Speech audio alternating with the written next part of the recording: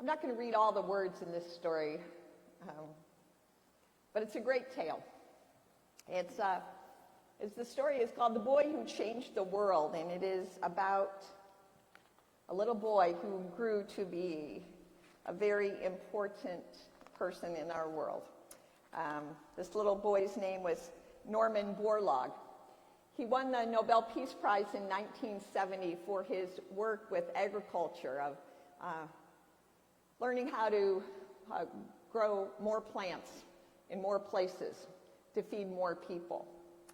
Anytime we think about a singular story, and in a little bit you're going to hear the story of Saul who becomes Paul, we hear stories about one person, and they get the prize.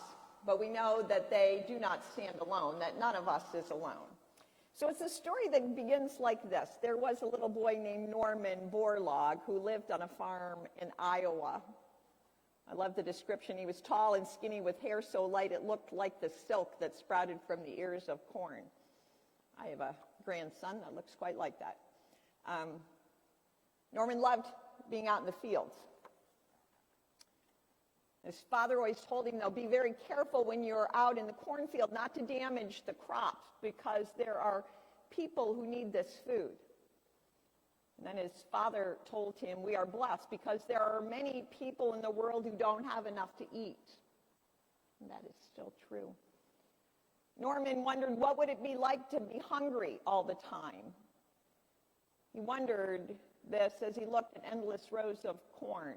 And he said, there has to be a way that this corn can feed the hungry people, he thought. And right then and there, out in that cornfield, Norman decided to change the world. So Norman learned everything he could about plants, and when he'd grown, he worked for a man named Mr. Wallace. And Mr. Wallace said, Norman, I want you to use what you learned in school to make special seeds. And those special seeds will grow into super plants, and they will feed more people than the ordinary plants. And to make the special seeds, Norman had to go to faraway places and work in the rain and the summer heat, but he never gave up. And finally, Norman developed the special seeds that grew into super plants. And Norman's special seeds of corn and wheat and rice were sent all over the world, and those special seeds grew into super plants that fed the hungry people, just like Norman had dreamed about as a boy. And guess what? Norman saved more than 2 billion people from starving through those special seeds that made special plants. It's true. Norman was the boy who changed the world. And then at the bottom says, or maybe it was a boy named Henry. And as the rest of this story unfolds, it tells you person by person, who were the people that taught Norman?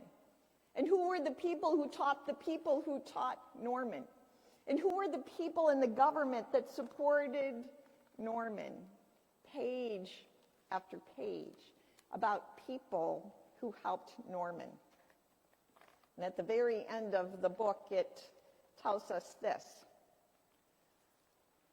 So as it goes on, and it says, so if Moses, and that was one of the boys in the stories, hadn't saved George, and George wouldn't have grown up to take Henry on walks in the forest, and then Henry wouldn't have become interested in plants and later hired Norman, and without Henry's idea, Norman wouldn't have developed the special seeds that grew into super plants, and without those super plants, 2 billion people would have nothing to eat.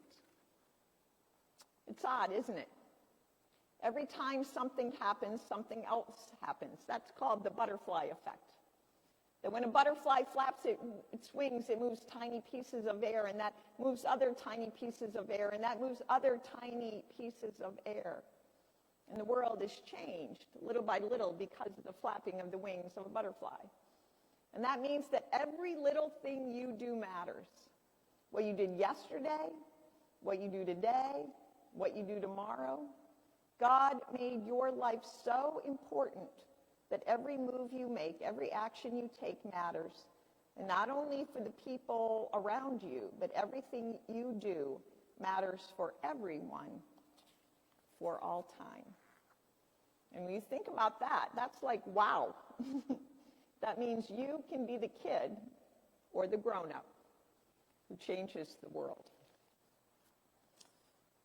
Thanks be to God for Norman and for all the people who helped him along the way.